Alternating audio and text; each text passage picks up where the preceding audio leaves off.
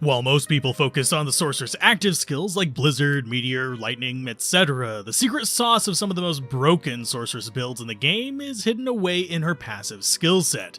So today, let's take a look at the power of a Sorceress and what she can muster without ever lifting a finger. Starting with probably the lowest power, but still exceptionally high utility skill, we have Warmth, the personal mana potion available to every Sorceress, and while a lot of builds use it strictly as a 1-point wonder, just to save on mana potions, this skill is actually a hidden treasure for a wide array of builds, and has a lot more utility with the changes that have occurred during 2.4. Namely, it serves as a source of boosted mana regeneration for spam builds like Nova, Fireball, and Lightning, but it also serves as a massive source of regeneration for energy shield based builds, essentially giving them ungodly mana regeneration while using that mana as an alternative to their life pool, boosting their survivability far more than any life replenish could hope to achieve.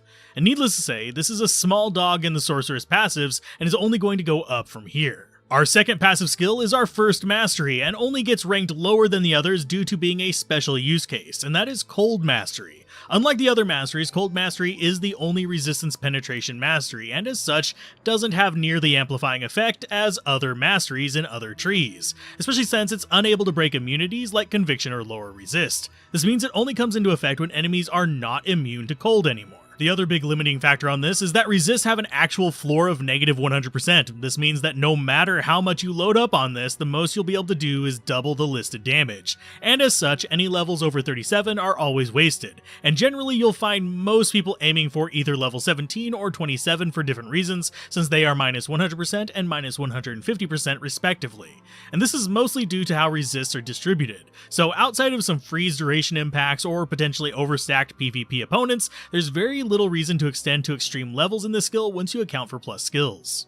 That said, the other two masteries, there is no such issue, and no point you put in them is wasted, especially since they are global boosts, not synergies. Now, starting with Lightning Mastery, which is the least finicky, and the cornerstone of builds like the Dream Sorceress, as well as a handful of niche chance to cast builds, it is the important introduction to how masteries, synergies, and even melee attacks with elemental damage skills, tied to them at least, stack. Starting with the actual synergies, it's important to remember, synergies and masteries are multiplied, so if you have, say, plus 100% from a synergy and 350% from a mastery, and that spell does a base damage of, say, 300 flat, you'll actually end up dealing 2700 damage with it. This is a bit counterintuitive if you're used to martial characters and their damage formulas, but it is one reason some spells can ramp up much harder than others. The other big aspect, and this is key for the Dream Sorceress, is that it boosts all lightning damage. From gear, it only applies once, but from skills, it double dips. This is because it applies to both the base skill damage added, as well as the damage dealt on the actual melee attack, though this is prevented on range, so bow users need not apply. But in short, if you have, say, 1000 damage added to your melee attack by Holy Shock, Mastery will boost it by the 350% we mentioned before, and bring it up to 4500 damage. And whenever you land the blow, it will bring that up to a whopping 20,250 damage. And that's just from a 1000 base damage. The reality is, a dual Dream Sorceress can have base lightning damage add up to just under 1700 damage.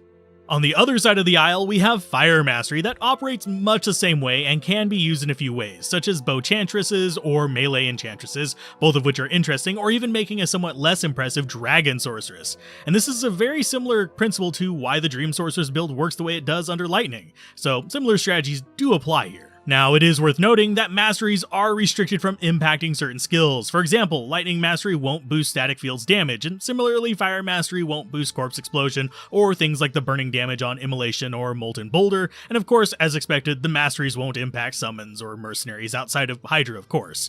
This is weirdly selective set, and what it is and is not impacted by in masteries can make it kind of confusing to some new players, but once you have the shortlist of this does not work with it type deals, you're pretty much free to go wild experimenting with different skills to make weird stuff. Now, while this video may not have been as visually stimulating as some of the others, it is important to remember that just how much of an impact these skills can have. So the question for today's video will mirror the poll from earlier. What is your favorite element in the game and why? And are there any that you particularly hate or love? Mention it down below. And as always, keep gaming, have fun, and peace out. This has been Alzorath. Bye.